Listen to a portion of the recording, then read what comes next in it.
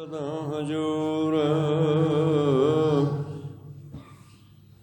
ਨਰਮਾਂ ਦੇ ਠਾਡੇ ਦਰਬਾਰ ਤੁਧ ਬਿਨ ਸੁਰਤ ਕਰੈ ਕੋ ਮੇਰੀ ਦਰਸ਼ਨ ਦੀਜੈ ਖੋਲ ਕਿਵਾਰ ਤੁਮ ਧਨ ਧਨੀ ਉਧਾਰਤ ਆਗੀ ਸਰਵਨਨ ਸੁਣਿਅਤ ਸੁਜਸ ਤੁਮਾਰ ਮੰਗੋ ਕਾਹੇ ਰੰਕ ਸਭ ਦੇਖਾਂ ਤੁਝ ਹੀ ਤੇ ਮੇਰੋ ਨਿਸਤਾਰ ਜੈ ਦੇਵ ਨਾਮਾ ਬਿਪਸ ਦਾਮਾ ਤਿਨ ਕੋ ਕਿਰਪਾ ਭਈ ਹੈ ਅਪਾਰ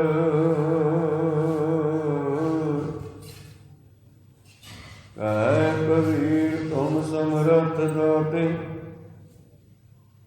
ਚਾਰ ਪਦਾਰਥ ਦੇਤ ਨਮਾਰ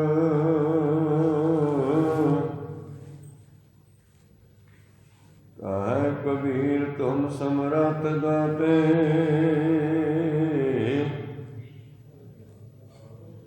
ਚਾਰ ਪਦਾਰਥ ਦੇਤ ਨਮਾਰ ਸਤਿਨਾਮ ਸ੍ਰੀ ਵਾਹਿਗੁਰੂ ਸਾਹਿਬ ਜੀ। ਹਰਿ ਜੀਉ ਸ਼ਬਦ ਪਛਾਣੀਐ ਸਾਚਰ ਤੇ ਗੁਰਵਾਕ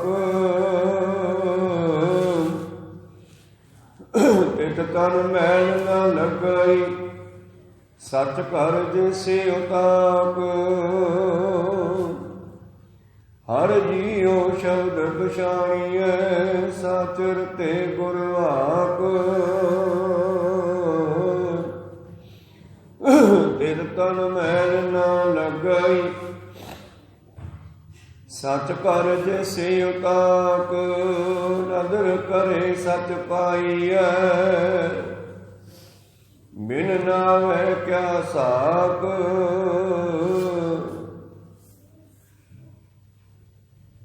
ਜਿਨੀ ਸੱਚ ਪਛਾਣਿਆ ਸੇ ਸੁਖੀਏ ਜੁਗ ਚਾਰ ਹਉਮੈ ਤ੍ਰਿਸ਼ਨਾ ਮਾਰ ਕੈ ਸਚ ਰਖਿਆ ਉਰ ਤਾਰ ਜਗ ਮਹਿਲਾ ਏਕ ਨਾਮ ਪਾਈਐ ਗੁਰ ਵਿਚਾਰ ਜਗ ਮਹਿਲਾ ਏਕ ਨਾਮ ਪਾਈਐ ਗੁਰ ਵਿਚਾਰ। ਵਾਹਿਗੁਰੂ ਜੀ ਕਾ ਖਾਲਸਾ ਵਾਹਿਗੁਰੂ ਜੀ ਕੀ ਫਤਿਹ। ਆਓ ਗੁਰੂ ਪਿਆਰੇ ਗੁਰੂ ਸਵਾਰੇ ਸਤਸੰਗੀ ਜਨੋ, ਰੋਜ਼ਾਨਾ ਦੀ ਤਰ੍ਹਾਂ ਪਾਤਸ਼ਾਹ ਜੀ ਕੀ ਅਪਾਰ ਕਿਰਪਾ ਬਖਸ਼ਿਸ਼ ਦਾ ਸਦਕਾ ਅੰਮ੍ਰਿਤ ਵੇਲੇ ਦੇ ਦੀਵਾਨਾਂ ਵਿਖੇ ਹਾਜ਼ਰੀਆਂ ਲਵਾ ਰਹੇ ਹੋ ਆਪ ਜੀ ਨਿਤਨੇਮ ਉਪਰੰਤ ਆਸਾ ਜੀ ਕੀ ਵਾਰ ਕੇ ਸ਼ਬਦ ਕੀਰਤਨ ਸਰਵਣ ਕਰ ਰਹੇ ਸੀ। ਉਪਰੰਤ ਚੱਲ ਰਹੀ ਲੜੀਵਾਰ ਕਥਾ ਮੁਤਾਬਕ ਪਵਿੱਤਰ ਸ਼ਬਦ ਦਾ ਪਾਠ ਸਰਵਣ ਕੀਤਾ ਜੀ। ਆਓ ਮਨੋਵਿਰਤੀਆਂ ਗੁਰੂ ਚਰਨਾਂ ਨਾਲ ਜੋੜਦੇ ਹੋਏ ਗੁਰੂ ਚਰਨਾਂ ਵਿਖੇ ਲਵਾਈਏ ਹਾਜ਼ਰੀਆਂ। ਗੁਰੂ ਕਾ ਬਖਸ਼ਿਆ ਫਤਿਹ ਦਾ ਨਾਰਾ ਕਰੋ ਬੁਲੰਦ ਗੱਜ ਕੇ ਆਖੋ ਜੀ ਵਾਹਿਗੁਰੂ ਜੀ ਕਾ ਖਾਲਸਾ ਵਾਹਿਗੁਰੂ ਜੀ ਕੀ ਫਤਿਹ। ਸਤਿਨਾਮ ਸ੍ਰੀ ਵਾਹਿਗੁਰੂ ਸਾਹਿਬ ਜੀ। ਹਰਿ ਜੀਉ ਸ਼ਬਦ ਪਛਾਣੀਐ ਸਾਚਰ ਤੇ ਗੁਰਵਾਕ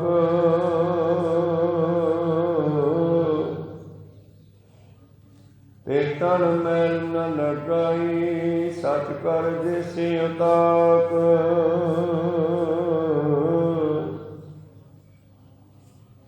ਨਦਰ ਕਰੇ ਸਚ ਪਾਈਐ ਬਿਨ ਨਾਵੈ ਕਿਆ ਸਾਕ ਨਦਰ ਕਰੇ। ਸਚ ਪਾਈਐ ਬਿਨ ਨਾਮੈ ਕਿਆ ਸਾਕ। ਵਾਹਿਗੁਰੂ ਜੀ ਕਾ ਖਾਲਸਾ ਵਾਹਿਗੁਰੂ ਜੀ ਕੀ ਫਤਿਹ। ਇਹ ਪਵਿੱਤਰ ਸ਼ਬਦ ਪੰਜਵੇਂ ਪਹਿਲੇ ਪਾਤਸ਼ਾਹ ਸਾਹਿਬ ਸ੍ਰੀ ਗੁਰੂ ਨਾਨਕ ਦੇਵ ਮਹਾਰਾਜ ਜੀ ਦੇ ਉਚਾਰਨ ਕੀਤੇ ਹੋਏ ਆਪ ਜੀ ਸਰਵਣ ਕਰ ਰਹੇ ਹੋ। ਉਸ ਪਰਿਪੂਰਨ ਪਰਮੇਸ਼ਰ ਪਰਮਾਤਮਾ ਦੀ ਮਹਿਮਾ ਕਰਦੇ ਹੋਏ ਧੰਨ ਧੰਨ ਸ੍ਰੀ ਗੁਰੂ ਅਰਜਨ ਦੇਵ ਮਹਾਰਾਜ ਜੀ ਪਿਛਲੇ ਵਰ੍ਹਿਆਂ ਵਿੱਚ ਬਖਸ਼ਿਸ਼ ਕਰ ਰਹੇ ਸੀ। ਸ੍ਰੀ ਰਾਗ ਮਹੱਲਾ ਪਹਿਲਾ। ਆਪੇ ਗੁਣ ਆਪੇ ਕਥੇ ਆਪੇ ਸੁਣ ਵਿਚਾਰ। ਉਹ ਪਰਿਪੂਰਨ ਪਰਮੇਸ਼ਰ ਪਰਮਾਤਮਾ ਜਿਹੜਾ ਹੈ ਸਾਰੇ ਕਾਰਜ ਆਪ ਹੀ ਕਰਦਾ ਹੈ ਔਰ ਆਪਣੇ ਗੁਣਾਂ ਨੂੰ ਆਪ ਹੀ ਜਾਣਦਾ ਹੈ। ਉਹ ਸਦਾ ਸਥਿਰ ਰਹਿਣ ਵਾਲਾ ਹੈ। ਅਸਥਿਰ ਕਰਤਾ ਦੇਖੀਐ ਹੋਰ ਕੇਤੀ ਆਵੇ ਜਾਏ। ਕੇਵਲ ਤੇ ਕੇਵਲ ਉਹ ਪਰਿਪੂਰਨ ਪਰਮਾਤਮਾ ਹੀ ਸਦਾ ਰਹਿਣ ਵਾਲਾ ਹੈ। ਬਾਕੀ ਸਾਰੀ ਸ੍ਰਿਸ਼ਟੀ ਜਿਹੜੀ ਹੈ ਚੱਲਦੀ ਰਹਿੰਦੀ ਹੈ, ਆਉਂਦੀ ਜਾਂਦੀ ਰਹਿੰਦੀ ਹੈ। ਤੂੰ ਸਦਾ ਸਲਾਮਤ ਨਿਰੰਕਾਰ। ਵਾਰਿਆ ਨਾ ਜਾਵਾਂ ਇੱਕ ਵਾਰ। ਜੋ ਤੁਧ ਭਾਵੈ ਸਾਈ ਭਲੀ ਕਾਰ ਦੇ ਮਹਾਂਵਾਕ ਅਨੁਸਾਰ। ਉਹ ਹਮੇਸ਼ਾ ਰਹਿਣ ਵਾਲਾ ਹੈ, ਨਿਰਮਲ ਹੈ, ਪਵਿੱਤਰ ਹੈ।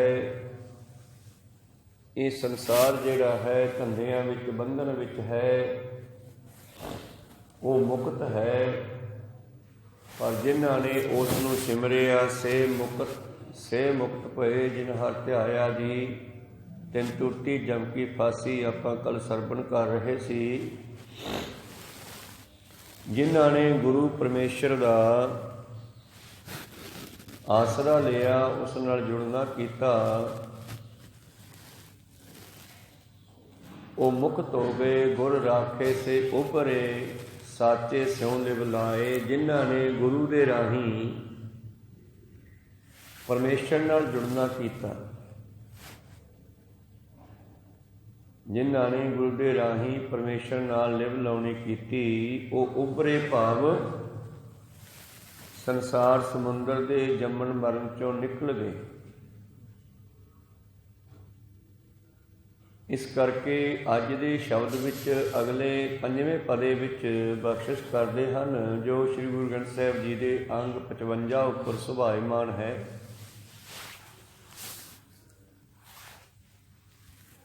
ਹਰ ਜੀਉ ਸ਼ਬਦ ਪਛਾਣੀਐ ਸਾਚ ਰਤੇ ਗੁਰਵਾਕ। ਤਾਂ ਤੇ ਸਿੱਖੋ ਇਹ ਭਾਈ ਆਓ ਹਰੀ ਅਕਾਲ ਪੁਰਖ ਨੂੰ ਗੁਰੂ ਦੇ ਉਪਦੇਸ਼ ਦੁਆਰਾ ਕਮਾਈ ਕਰਕੇ ਜਾਣਨਾ ਕਰੀਏ, ਪਛਾਣਨਾ ਕਰੀਏ। ਗੁਰਵਾਕ ਗੁਰੂ ਦੇ ਬਚਨਾਂ ਰਾਹੀਂ ਜਿਵੇਂ ਗੁਰੂ ਕਹਿੰਦਾ ਉਸ ਤਰ੍ਹਾਂ ਕਰਕੇ ਤਨ ਮਨ ਧਨ ਸਭ ਸੌਂਪ ਗੁਰ ਕੋ। ਹੁਕਮ ਮੰਨਿਆ ਪਾਈਐ ਦੇ ਮਹਾਂਵਾਕ ਅਨੁਸਾਰ। ਜਿਵੇਂ ਗੁਰੂ ਸਾਨੂੰ ਕਹਿੰਦਾ ਅਸੀਂ ਉਸ ਤਰ੍ਹਾਂ ਕਰੀਏ ਔਰ ਉਸ ਤਰ੍ਹਾਂ ਕਰਦੇ ਹੋਏ ਉਸ ਮਾਲਕ ਨੂੰ ਜਾਣਨਾ ਕਰੀਏ, ਤਾਂ ਕਿ ਕੱਲ੍ਹ ਨੂੰ ਸੰਸਾਰ ਸਮੁੰਦਰ ਚੋਂ ਨਿਕਲਣ ਦਾ ਰਸਤਾ ਬਣ ਜਾਵੇ। ਜਿਹੜੇ ਸਤਿਗੁਰਾਂ ਦੇ ਬਚਨਾਂ ਦੁਆਰਾ ਪਰਮੇਸ਼ਰ ਦੇ ਰੰਗ ਵਿੱਚ ਰੰਗੇ ਜਾਂਦੇ ਹਨ। ਹਰ ਜੀਉ ਸ਼ਬਦ ਪਛਾਣੀਐ ਸਾਚ ਰਤੇ ਗੁਰਵਾਕ। ਜਿਹੜੇ ਪਰਮੇਸ਼ਰ ਦੇ ਰੰਗ ਵਿੱਚ ਰੰਗੇ ਜਾਂਦੇ ਹਨ ਗੁਰੂ ਬਚਨਾਂ ਦੁਆਰਾ, ਤੇ ਤਨ ਮੈਲ ਨ ਲਗਾਈ ਸਚ ਘਰ ਜੈਸੇ ਉਤਾਕ। ਉਹਨਾਂ ਸਰੀਰਾਂ ਨੂੰ ਫਿਰ ਵਿਕਾਰਾਂ ਦੀ ਮੈਲ ਨਹੀਂ ਲੱਗਦੀ। ਉਹਨਾਂ ਸਰੀਰਾਂ ਨੂੰ ਵਿਕਾਰਾਂ ਦੀ ਮੈਲ ਨਹੀਂ ਲੱਗਦੀ।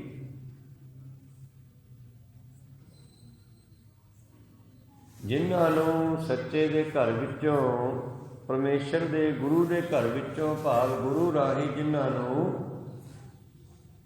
ਬੈਠਣ ਦੀ ਜੁਗਤ ਮਿਲ ਗਈ, ਜਿਨ੍ਹਾਂ ਨੂੰ ਪਰਮੇਸ਼ਰ ਨਾਲ ਜੁੜਨ ਦਾ ਢੰਗ ਆ ਗਿਆ,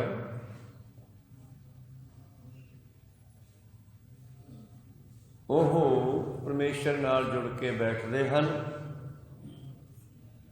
ਉਤਾਕ ਮਤਲਬ ਬੈਠ। ਸਾਡੇ ਮਾਲਵੇ ਵਿੱਚ ਇੱਕ ਖਾਸ ਕਮਰਾ ਰੱਖਿਆ ਹੁੰਦਾ ਜਿਹੜਾ ਆਏ ਗਏ ਨੂੰ ਬਿਠਾਉਣ ਵਾਸਤੇ ਹੁੰਦਾ, ਗਲੀ 'ਤੇ ਬੈਠ। ਇਸੇ ਤਰ੍ਹਾਂ ਹੀ ਇੱਕ ਬੈਠਕ ਹੈ, 10ਵਾਂ ਦੁਆਰ, ਜਿੱਥੇ ਸਾਡੇ ਜੀਵ ਆਤਮੇ ਨੇ ਬੈਠਣਾ ਹੈ। ਜਿਨ੍ਹਾਂ ਨੂੰ ਗੁਰੂ ਦੇ ਰਾਹੀਂ ਉਹ ਬੈਠਕ ਮਿਲ ਗਈ, ਉਤਾਕ ਮਤਲਬ ਬੈਠਕ। ਜਿਨ੍ਹਾਂ ਨੂੰ ਉੱਥੇ ਪਹੁੰਚਣ ਦਾ ਢੰਗ ਆ ਗਿਆ, ਜਿਨ੍ਹਾਂ ਨੂੰ ਸੁਰਤ ਨੂੰ ਸ਼ਬਦ ਨਾਲ ਜੋੜਨ ਦਾ ਢੰਗ ਆ ਗਿਆ, ਜਿਨ੍ਹਾਂ ਨੂੰ ਗੁਰੂ ਦੇ ਦੁਆਰਾ ਉਸ ਬੈਠਣ ਦਾ ਢੰਗ ਪ੍ਰਾਪਤ ਹੋ ਗਿਆ, ਉਹਨਾਂ ਸਰੀਰਾਂ ਨੂੰ ਫਿਰ ਮੈਲ ਨਹੀਂ ਲੱਗਦੀ, ਕਿਉਂਕਿ ਉਹ ਹਮੇਸ਼ਾ ਪਰਮੇਸ਼ਰ ਨਾਲ ਜੁੜੇ ਰਹਿੰਦੇ ਨੇ। ਤੇ ਤਤਾਂ ਨੂੰ ਮੈਲ ਨਾ ਲੱਗ ਗਈ ਸੱਚ ਘਰ ਜਿਸ ਉਤਾਕ, ਨਦਰ ਕਰੇ ਸੱਚ ਪਾਈਐ ਬਿਨ ਨਾਵੇ ਕਿਆ ਸਾਕ। ਸਾਕ ਹੁੰਦਾ ਸੰਬੰਧ। ਸੰਸਾਰ ਦੇ ਨਾਲ ਸਾਡੇ ਸਾਕ ਸੰਬੰਧ ਹਨ, ਰਿਸ਼ਤੇਦਾਰੀਆਂ ਹਨ, ਪਰ ਸਤਿਗੁਰੂ ਕਹਿੰਦੇ ਭਲਿਆ ਤੂੰ ਨਾਮ ਦੇ ਨਾਲ ਹੀ ਸੰਬੰਧ ਬਣਾ। ਇਹ ਸੰਸਾਰ ਦੇ ਸੰਬੰਧ ਸਭ ਝੂਠੇ ਹਨ, ਖਤਮ ਹੋ ਜਾਣ ਵਾਲੇ ਹਨ, ਸਦਾ ਰਹਿਣ ਵਾਲੇ ਨਹੀਂ। ਤੇ ਨਾਲੇ ਜਿਹੜੇ ਨਾਮ ਨਾਲ ਨਹੀਂ ਜੁੜੇ, ਉਹਨਾਂ ਨਾਲ ਤੇਰਾ ਕਾਹਦਾ ਸੰਬੰਧ ਹੈ, ਕਾਹਦਾ ਸਾਕ ਹੈ, ਕਾਹਦੀ ਰਿਸ਼ਤੇਦਾਰੀ ਹੈ।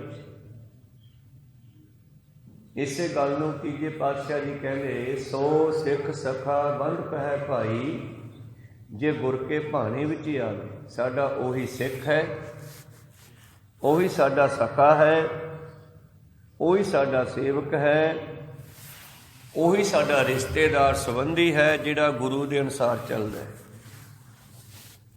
ਜਿਹੜਾ ਗੁਰਮਤਿ ਅਨੁਸਾਰ ਨਹੀਂ ਚੱਲਦਾ, ਭਾਵੇਂ ਸਕਾ ਵੀ ਕਿਉਂ ਨਾ ਹੋਵੇ, ਸਾਡਾ ਨਹੀਂ ਹੈ। ਜਿਸ ਤਰ੍ਹਾਂ ਸੱਤਵੇਂ ਪਾਤਸ਼ਾਹ ਜੀ ਨੇ ਆਪਣੇ ਪੁੱਤਰ ਨੂੰ ਤਿਆਗ ਦਿੱਤਾ, ਰਾਮ ਰਾਏ ਨੂੰ, ਉਹਨੇ ਗੁਰਮਤਿ ਦੇ ਉਲਟ ਗੱਲ ਕੀਤੀ। ਜਿਵੇਂ ਤੀਜੇ ਪਾਤਸ਼ਾਹ ਜੀ ਨੇ ਗੁਰਤਾ ਗੱਦੀ ਆਪਣੇ ਜਵਾਈ ਭਾਈ ਰਾਮੇ ਨੂੰ ਦੇ ਦਿੱਤੀ, ਪੁੱਤਰਾਂ ਨੂੰ ਤਿਆਗ ਕੇ। ਉਹਨਾਂ ਨੂੰ ਉਹ ਪਸੰਦ ਆਇਆ, ਉਹ ਗੁਰਮਤਿ ਅਨੁਸਾਰ ਚੱਲਦੇ ਸਨ। ਅੱਗੇ ਚੱਲ ਕੇ ਸਤਿਗੁਰੂ ਅਰਜਨ ਦੇਵ ਮਹਾਰਾਜ ਜੀ ਨੂੰ ਗੁਰਤਾ ਗੱਦੀ ਮਿਲੀ। ਰਾਮਦਾਸ ਪਿਤਾ ਜੀ ਨੇ ਪਿਰਥੀ ਚੰਦ ਨੂੰ ਤਿਆਗ ਦਿੱਤਾ, ਜਿਹੜਾ ਚਾਹੁੰਦਾ ਸੀ ਕਿ ਮੈਂ ਗੱਦੀ ਲਵਾਂ, ਪਰ ਉਹ ਗੁਰਮਤਿ ਅਨੁਸਾਰ ਨਹੀਂ ਸੀ ਚੱਲਦਾ। ਫਿਰ ਉਹਦੇ ਨਾਲ ਸਾਡਾ ਕਾਹਦਾ ਸਾਕ ਸੰਬੰਧ, ਕਾਹਦੀ ਰਿਸ਼ਤੇਦਾਰੀ। ਇਸ ਕਰਕੇ ਸਿੱਖੋ, ਜੇ ਸੰਬੰਧ ਬਣਾਉਣਾ ਹੈ, ਰਿਸ਼ਤੇਦਾਰੀ ਬਣਾਉਣੀ ਹੈ, ਤਾਂ ਕਿਉਂ ਨਾ ਆਪਾਂ ਨਾਮ ਦੇ ਨਾਲ ਹੀ ਬਣਾਈਏ, ਜਿਹੜਾ ਇੱਥੇ ਤੇ ਉੱਥੇ ਦੋਹੀ ਜਹਾਨੀ ਸਾਡੀ ਮਦਦ ਕਰਨ ਵਾਲਾ ਹੈ। ਅਸਲੀ ਸਾਕ ਹੀ ਇਹੀ ਹੈ। ਤਿਤ ਤਨ ਮੈਲ ਨ ਲੱਗੀ ਸੱਚ ਕਰ ਜਿਸ ਉਤਾਕ, ਉਹ ਸਰੀਰ ਨੂੰ ਮੈਲ ਨਹੀਂ ਲੱਗਦੀ, ਭਾਵ ਰੂਹਾਂ ਮਨ ਨਿਰਮਲ ਰਹਿੰਦੇ ਹਨ। ਜਿਨ੍ਹਾਂ ਨੂੰ ਪਰਮੇਸ਼ਰ ਨਾਲ ਜੁੜਨਾ ਆ ਗਿਆ, ਗੁਰੂ ਦੀ ਕਿਰਪਾ ਸਦਕਾ ਬੈਠਣ ਦਾ ਢੰਗ ਆ ਗਿਆ। ਨਦਰ ਕਰੇ ਸੱਚ ਪਾਈਐ ਬਿਨ ਨਾਵੇ ਕਿਆ ਸਾਕ। ਗੁਰੂ ਕਿਰਪਾ ਕਰੇ ਸਾਨੂੰ ਉਹ ਸੱਚ ਦੀ ਪ੍ਰਾਪਤੀ ਹੋ ਜਾਵੇ, ਕਿਉਂਕਿ ਉਸ ਤੋਂ ਬਗੈਰ ਸਾਡਾ ਕੋਈ ਅਸਲੀ ਸੰਬੰਧ ਵੀ ਨਹੀਂ ਹੈ। ਜੋ ਵੀ ਸਾਡੇ ਇੱਕ ਦੂਜੇ ਨਾਲ ਸੰਬੰਧ ਬਣੇ ਨੇ, ਸੰਯੋਗ ਵਿਯੋਗ ਕਰਕੇ ਅਸੀਂ ਮਿਲਦੇ ਵਿਛੜਦੇ ਹਾਂ। ਪਾਤਸ਼ਾਹ ਕਹਿੰਦੇ ਇਹ ਸਭ ਹਿਸਾਬ ਕਿਤਾਬ ਹੈ, ਲੈਣ ਦੇਣ ਦੇ ਢੰਗ ਹੈ। ਕਿਸੇ ਨੇ ਦੇਣਾ ਸੀ ਉਹ ਪਿਓ ਬਣ ਗਿਆ, ਕਿਸੇ ਨੇ ਲੈਣਾ ਸੀ ਉਹ ਪੁੱਤ ਬਣ ਗਿਆ, ਧੀ ਬਣ ਗਿਆ। ਔਰ ਜਿਸ ਤਰ੍ਹਾਂ ਇੱਕ ਉਦਾਹਰਨ ਦੇ ਤੌਰ 'ਤੇ ਪਾਤਸ਼ਾਹ ਦਾ ਬਚਨ ਹੈ, ਲਏ ਦਿੱਤੇ ਬਿਨ ਰਹੇ ਨਾ ਕੋਈ, ਲੈਣ ਦੇਣ ਕਰਨਾ ਹੀ ਪੈਂਦਾ, ਕੋਈ ਭੱਜ ਨਹੀਂ ਸਕਦਾ। ਇਹ ਕਹਾਣੀ ਹੈ 10ਵੇਂ ਪਾਤਸ਼ਾਹ ਜੀ ਦੀ। ਇੱਕ ਵਾਰ ਇੱਕ ਸੇਠ ਤੋਂ ਇੱਕ ਮਨੁੱਖ ਨੇ ਕਰਜ਼ਾ ਲੈ ਲਿਆ, ਉਧਾਰ ਲੈ ਲਿਆ, ਪਰ ਮੋੜਨ ਨਾ ਆਵੇ। ਬੜਾ ਲੰਬਾ ਸਮਾਂ ਲੰਘ ਗਿਆ। ਕਈ ਵਾਰੀ ਲੈਣ ਵਾਲੇ ਨੇ ਉਹਨੂੰ ਮਿਲਣਾ ਕੀਤਾ, ਪਰ ਉਹ ਬਹਾਨੇ ਮਾਰੀ ਜਾਵੇ। ਤੇ ਲੈਣ ਵਾਲਾ ਕਹਿੰਦੇ ਸੀ ਗੁਰੂ ਦਾ ਸਿੱਖ, ਪਰ ਜਦੋਂ ਪੈਸੇ ਮੰਗੇ ਤੇ ਉਹ ਪੈਸੇ ਮੋੜੇ ਨਾ, ਬਹਾਨੇ ਮਾਰ ਕੇ ਟੱਪ ਜੇ। ਤੇ ਕਈ ਦਿਨਾਂ ਬਾਅਦ ਇੱਕ ਦਿਨ ਫਿਰ ਉਹਨੂੰ ਘੇਰ ਲਿਆ। ਕਹਿੰਦਾ ਮਿੱਤਰਾ ਮੇਰੇ ਪੈਸੇ ਦੇ ਦੇ। ਉਹ ਕਹਿੰਦਾ ਯਾਰ ਦੇਊਂਗਾ, ਹੁਣ ਮੈਂ ਕਿੱਥੋਂ ਦੇਵਾਂ। ਜਿਵੇਂ ਆਮ ਕਹਾਵਤ, ਅਗਲਾ ਕਹਿੰਦਾ ਹੁਣ ਮੇਰਾ ਮਾਸ ਵੱਢਦਾ, ਫਿਰ ਹੋਰ ਤਾਂ ਕੁਛ ਹੈ ਨਹੀਂ ਗਾ, ਮਾਸ ਸਰੀਰ ਹੀ ਹੈ ਮੇਰੇ ਕੋਲ।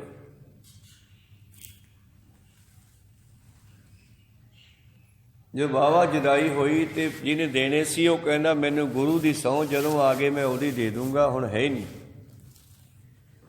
ਉਹਨੇ ਗੁਰੂ ਤੇ ਭਰੋਸਾ ਕਰਕੇ ਗੁਰੂ ਦੀ ਸਹੁੰ ਪਾਈ ਉਹਨੇ, ਤੇ ਉਸਨੇ ਉਹਨੂੰ ਛੱਡ ਦਿੱਤਾ। ਕਹਿਣ ਲੱਗੇ ਠੀਕ ਹੈ। ਉਸ ਤੋਂ ਬਾਅਦ ਉਹਨੂੰ ਉਹ ਟੱਕਰਿਆ ਨਾ, ਲੁਕਦਾ ਰਿਹਾ। ਜੇ ਕਿਤੇ ਸਾਹਮਣੇ ਆਉਂਦਾ ਦੇਖ ਜੇ ਗਲੀ ਬਦਲ ਜੇ। ਆਈ ਚੱਲਦੇ ਚੱਲਦੇ ਇੱਕ ਦਿਨ ਉਹ ਮਰ ਗਿਆ। ਜਿਹਨੇ ਕਰਜ਼ਾ ਦੇਣਾ ਸੀ, ਜਿਹਨੇ ਲੈਣਾ ਸੀ, ਉਹ ਬੜਾ ਦੁਖੀ ਵੀ ਮੇਰੇ ਪੈਸੇ ਨਹੀਂ ਦੇ ਕੇ ਗਿਆ।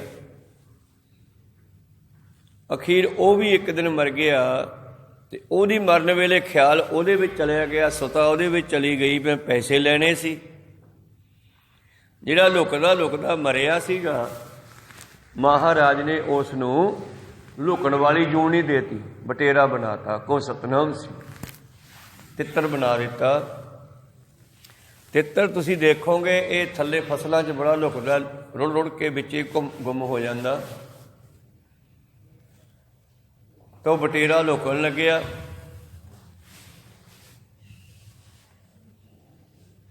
ਤੇ ਇੱਕ ਦਿਨ ਧੰਨ ਧੰਨ ਸ਼੍ਰੀ ਗੁਰੂ ਗੋਬਿੰਦ ਸਿੰਘ ਜੀ ਮਹਾਰਾਜ,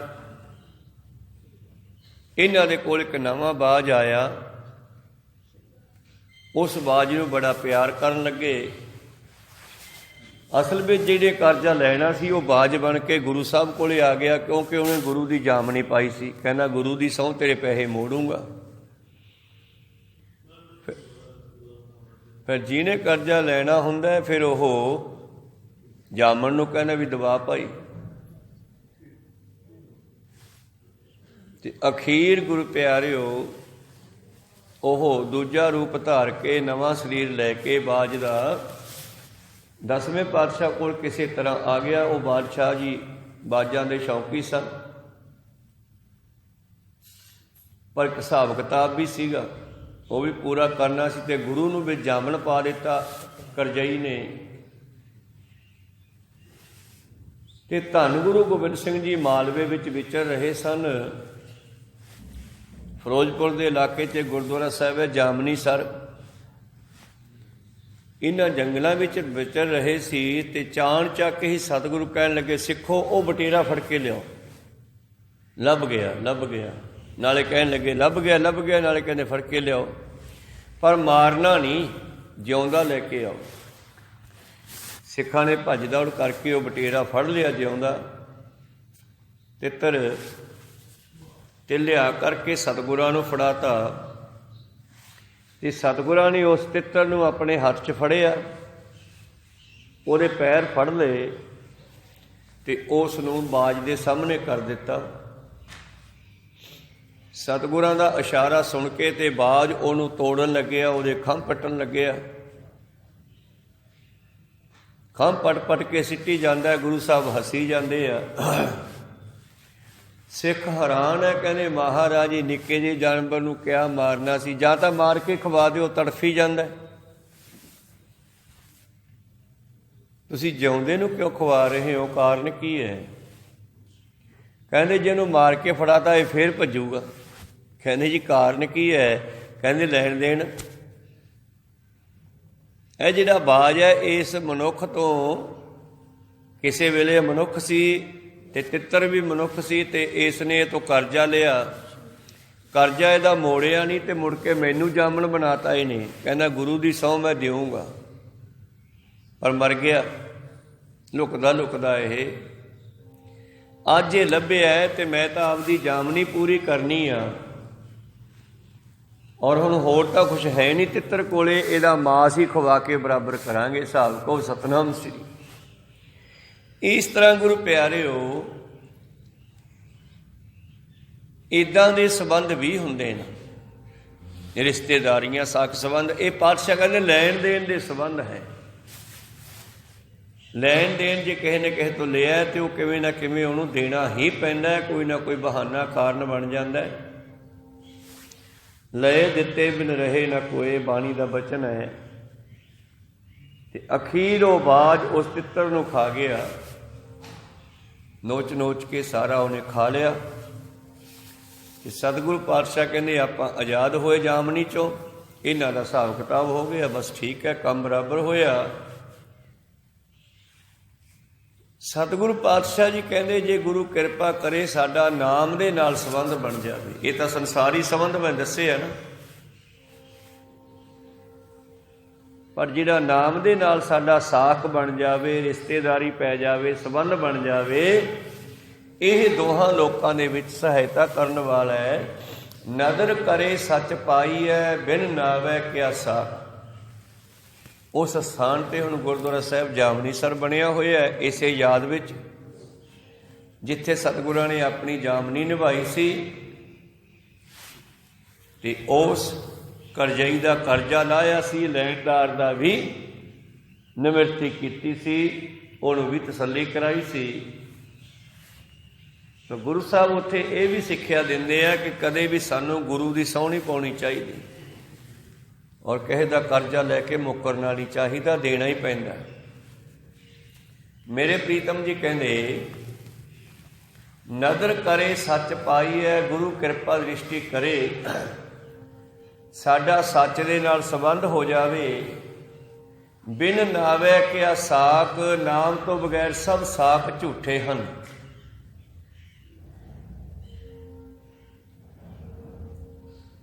ਜਿਨ੍ਹੀ ਸੱਚ ਪਛਾਣਿਆ ਸੇ ਸੁਖੀਏ ਜੁਗ ਚਾਰ। ਜਿਨ੍ਹਾਂ ਨੇ ਸੱਚ ਨੂੰ ਜਾਣ ਲਿਆ, ਪਛਾਣ ਲਿਆ, ਉਹ ਸਦਾ ਸੁਖੀ ਰਹਿੰਦੇ ਹਨ। ਉਹ ਹਮੇਸ਼ਾ, ਜੁਗ ਚਾਰ ਦਾ ਮਤਲਬ ਚਾਰ ਯੁੱਗ, ਚਾਰ ਯੁੱਗ ਦਾ ਮਤਲਬ ਸਮਾਂ ਵੀ ਹੈ।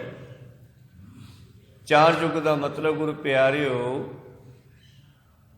ਸੁਣਨਾ, ਦੇਖਣਾ, ਬੋਲਣਾ, ਕਰਨਾ ਆਦਿ, ਇਹਨਾਂ ਸਾਰੇ ਪੱਖਾਂ ਤੋਂ ਉਹ ਬੰਦਾ ਸੁਖੀ ਹੋ ਜਾਂਦਾ। ਕਦੇ ਉਹਨੂੰ ਕਿਸੇ ਦੇ ਗੁੱਸੇ ਭਰੇ ਬੋਲ ਨਹੀਂ ਸੁਣਨੇ ਪੈਣਗੇ, ਕੌੜਾ ਬੋਲਣਾ ਨਹੀਂ ਪਊਗਾ, ਮਾੜਾ ਦੇਖਣਾ ਨਹੀਂ ਪਊਗਾ। ਇਹ ਵੀ ਚਾਰ ਯੁੱਗ ਹੈ। ਤੇ ਇਸੇ ਤਰ੍ਹਾਂ ਚਾਰ ਯੁੱਗ ਦਾ ਮਤਲਬ ਹਮੇਸ਼ਾ ਉਹ ਸੁਖੀ ਵਸਦਾ ਹੈ ਜਿਹਨੇ ਸੱਚ ਦੇ ਨਾਲ ਸੰਬੰਧ ਬਣਾ ਲਿਆ, ਜਿਹਨੇ ਨਾਮ ਦੇ ਨਾਲ ਸੰਬੰਧ ਬਣਾ ਲਿਆ, ਜਿਹਨੇ ਨਾਮ ਨੂੰ ਆਪਣਾ ਰਿਸ਼ਤੇਦਾਰ ਬਣਾ ਲਿਆ। ਤਿੰਨ ਮਿੱਤਰ ਬੰਦੇ ਦੇ ਮੰਨੇ ਗਏ ਨੇ, ਇੱਕ ਦੁਨਿਆਵੀ ਭਾਵ ਮਨੁੱਖ, ਇੱਕ ਮਾਇਆ ਮਿੱਤਰ ਮੰਨੀ ਗਈ ਹੈ, ਕਰਮ ਮਿੱਤਰ ਹੈ ਮਨੁੱਖ ਦਾ।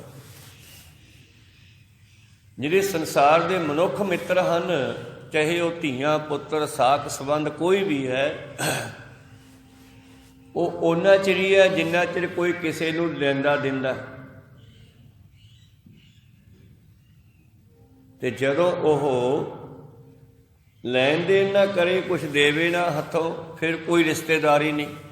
ਕਿ ਅਸੀਂ ਕਹਿ ਦਿੰਦੇ ਹਾਂ ਗੁੱਸੇ 'ਚ ਆ ਕੇ, ਤੂੰ ਮੇਰੇ ਬੰਨਿਓ ਮਰਿਆ, ਮੈਂ ਤੇਰੇ ਬੰਨਿਓ ਮਰਿਆ, ਅੱਜ ਤੋਂ ਬਾਅਦ ਆਪਣਾ ਕੋਈ ਸੰਬੰਧ ਨਹੀਂ, ਕਿਉਂਕਿ ਲੈਣ ਦੇਣ ਦੇ ਸੰਬੰਧ ਹੈ।